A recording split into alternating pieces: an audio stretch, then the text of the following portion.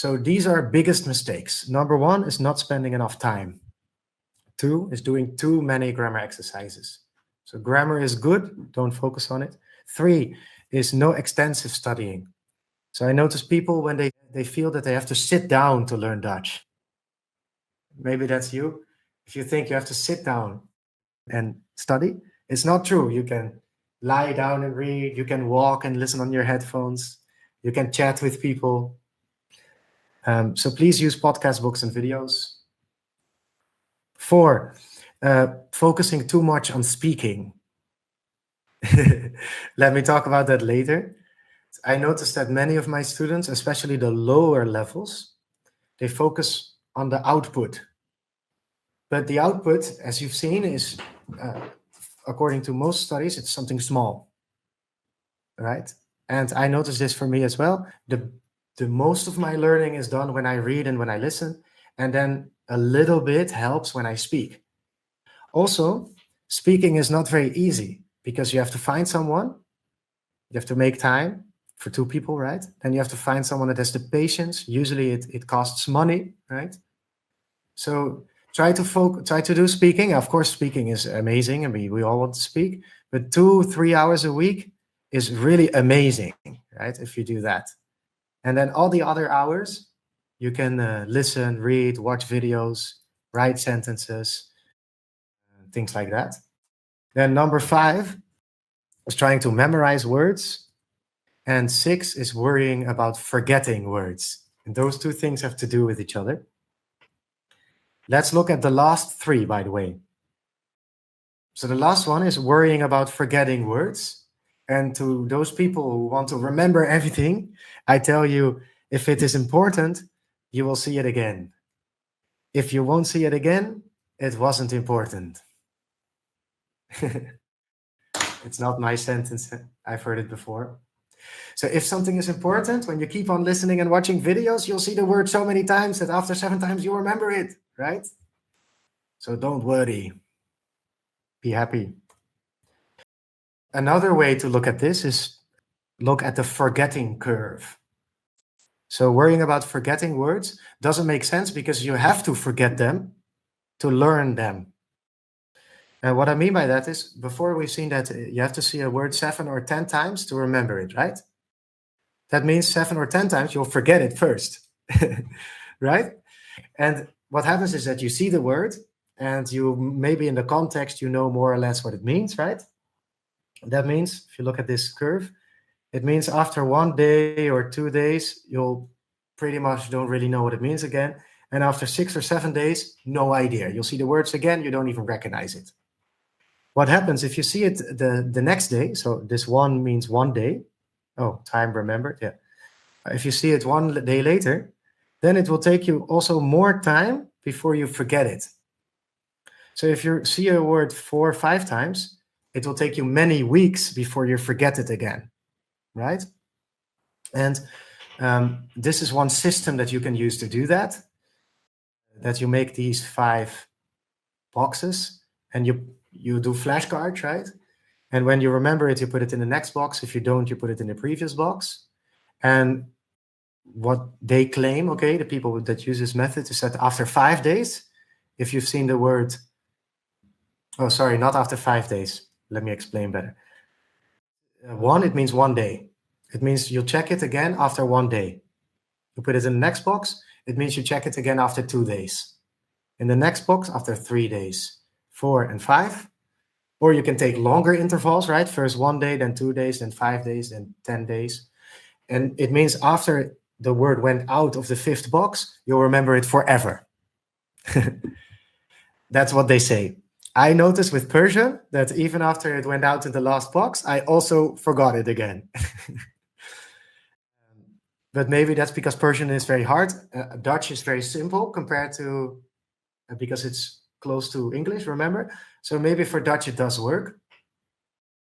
And this system is also more or less a system that apps like Duolingo use. So they show you the word right before you would normally forget it. Right? So they use the forgetting curve. And that's why you can learn vocabulary with these kind of apps. It is good for that. Only don't forget, it doesn't use any of the other hypotheses, right? There's almost no involvement except for a little bit of a game. There's no output and there's not really input because learning words is not really a message, right? So that's why those apps are, according to the research, not very good, because there's not enough meaning, there's not enough context. So if you use those kind of apps, go for it, but just know that it's not the most effective way. So what should you do? Let's get into the practical side of things. There's 3 steps. We can boil it down to 3 steps. First, find it. So find something, some comprehensible and compelling input, preferably with text and audio. That would be best, right? Like a video with subtitles, a book with an audiobook, like my book. That's why I put it here. Or like Jelle does, he provides these little texts with audio. That's also great. And then consume it. So here we have the input, right? Make sure you understand it, 80%, 100%, at least enough to understand the message. And in order to understand it, you can use the techniques you like. So study techniques should be focused on understanding a piece of interesting content, right? Translation, if you like translation. You can draw things if you like that. You can look up words, whatever. But make sure that you find something that is interesting to you and that is at your level, right? Comprehensible and compelling input. Then find a way to understand it, study, have a teacher explain it to you, whatever. And then use it. So you activate your knowledge by speaking, interaction is good, or by writing and having somebody to correct your text is also great. And when you use it, well, that will be also pronunciation training and grammar training. And then there's a lot of discussion in the polyglot community on YouTube about how those two should be balanced, right?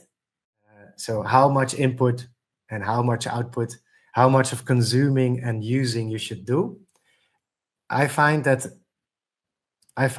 there's more people that say that you should spend most of your time consuming content. And I'm one of those people. I think, and this is just remember, this is my idea, okay? This is not the science. I say 80% input, so reading, writing, videos, and then 20% in total of output. So if you have 10 hours a month, then you do 2 hours of speaking and 8 hours of reading and listening. 80-20. Yeah, exactly.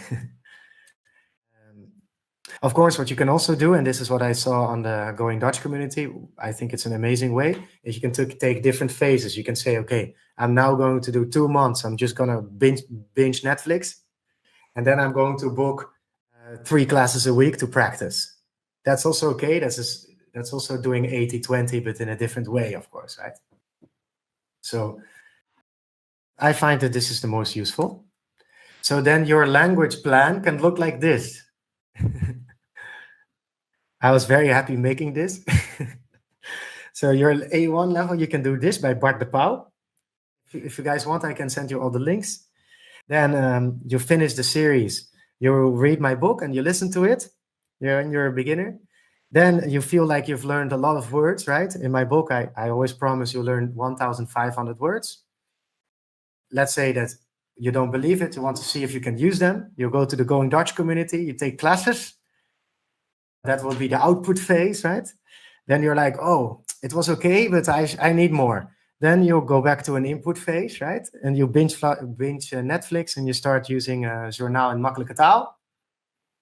And then you'll be around the 600-hour mark, right? Somewhere here. And then you know that around the 600-hour mark, that's where you should strive for, because there you can start understanding books and Netflix series.